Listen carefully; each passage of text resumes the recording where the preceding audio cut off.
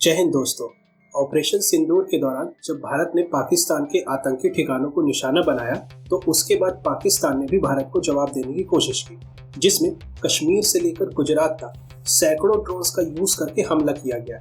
लेकिन उनमें से कोई भी ड्रोन भारत के एयर डिफेंस को भेद कर कोई बड़ा नुकसान करने में कामयाब नहीं हो पाया। लेकिन इतने वास्ट बॉर्डर पर और इतने बड़े स्केल पर हुए हमले को इतना प्रिसाइसली और इफेक्टिवली कैसे नलिफाई कर दिया गया? तो यहाँ अधिकतर लोगों को जवाब होगा कि S-400 और आकाश जैसे सिस्टम्स की मदद से और कैसे। लेकिन ये जवाब कंप्लीट नहीं है।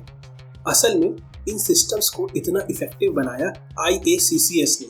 ये IACCS ही था जिसकी वजह से न केवल S-400 और आकाश जैसे सिस्टम्स इतना ऑप्टिमली काम कर पाए, बल्कि पेचोरा और ओसा AKM जैसे विंटेज सिस्टम्स ने भी उम्मीद से बढ़कर परफॉर्म। तो आज हम IACCS के बारे में ही बात करेंगे। IACCS एक नेटवर्क ग्रिड है जिसका पूरा नाम है integrated air command and control system. यह ग्रिड सिस्टम देश के सभी एयर डिफेंस असेट्स को एक साथ जोड़कर इंडियन एयर स्पेस की एक कॉम्प्रिहेंसिव सिचुएशनल अवेयरनेस प्रोवाइड कराता है, जो कि वर्तमान और भविष्य के नेटवर्क सेंट्रिक वॉरफेयर का आधार है। तो होता क्या है कि इस ग्रिड में देश के अलग अलग हिस्सों में मौजूद राडार्स और सेंसर्स से आने वाले एयर सर्विलेंस डाटा को फ्यूज किया जाता है और इस डेटा फ्यूजन से पूरे इंडियन एयर स्पेस की एक कंबाइंड और क्लियर पिक्चर सामने आती है, जिसमें दुश्मन और दोस्त दोनों तरह के एयरबॉर्न ऑब्जेक्ट्स को प्रॉम्प्टली डिटेक्ट, आइडेंटिफाई और मॉनिटर किया जा सकता है। यह पूरा सिस्टम एयर डिफेंस ऑपरेशंस को स्ट्रीमलाइन करता है और इनकमिंग थ्रेट्स को इवेल्युएट करके अवेलेबल रिसोर्सेज को ध्यान में रखते हुए बेस्ट काउंटर सॉल्यूशन प्रोवाइड कराता है। और यह सब ह्यूमन इन्वॉल्वमेंट को कम से कम रखते हुए किया जाता है। इस सिस्टम की फंक्शनिंग को हम ऑपरेशन सिंदूर के एग्जांपल से ही समझ सकते हैं, जहां पाकिस्तान पूरे इंटरनेशनल बॉर्डर और LOC पर स्वॉर्म ड्रोन्स और मिसाइल से अटैक करता है।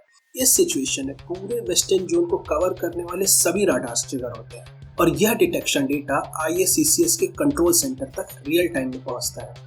IACCS द्वारा ऑटोमेटेड तरीके से इस डेटा को एनालाइज किया जाता है और यह आइडेंटिफाई किया जाता है कि जो एयरबॉर्न थ्रेट्स इंडियन बॉर्डर्स की ओर बढ़ रहे हैं वो किस टाइप के हैं, किस स्पीड से आगे बढ़ रहे हैं, उनका पॉसिबल टारगेट क्या हो सकता है, किस थ्रेट को पहले एंगेज करना जरूरी है और किस तरह के वेपन से एंगेज करना है। मतलब ड्रोन स्वॉर्म को S-400 से तो टैकल नहीं किया जाएगा ना, तो छोटे ड्रोन्स को L-70 गन और D4 एंटी ड्रोन सिस्टम से न्यूट्रलाइज किया गया।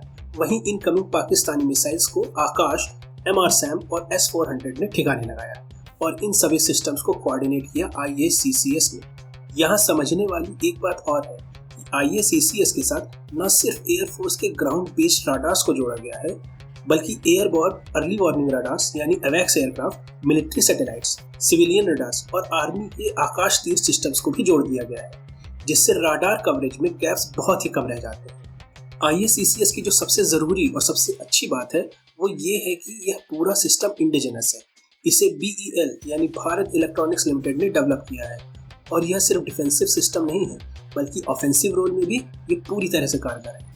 IACCS ने ऑपरेशन सिंदूर में बहुत ही सीमलेसली परफॉर्म किया और भविष्य में इसे और भी ज़्यादा कैपेबल बनाने पर काम चल रहा है, जिसके लिए इसमें आर्टिफिशियल इंटेलिजेंस और मशीन लर्निंग की हेल्प से ऑटोनॉमस डिसीजन मेकिंग को इनकॉर्पोरेट किया जाएगा। साथ ही भविष्य में आने वाले I-STAR एयरक्राफ्ट्स और मिलिट्री सैटेलाइट्स को भी इसके सेंसर पैकेज के साथ जोड़ा जाएगा।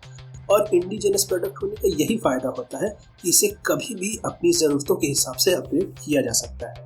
IACCS भारत की बढ़ती हुई टेक्नोलॉजिकल क्षमताओं का प्रतीक है, क्योंकि इसने भारत के एयर डिफेंस को, जो कि पहले भी सक्षम ही था, उसे लगभग अभेद्य एयर डिफेंस में बदल दिया है और ऑपरेशन सिंदूर इसका सबसे बड़ा एग्जाम्पल है। तो इसी नोट पर इस वीडियो को खत्म करते हैं। अगर यह वीडियो आपको इन्फॉर्मेटिव लगा हो तो प्लीज़ चैनल को सब्सक्राइब कीजिए। जय हिंद।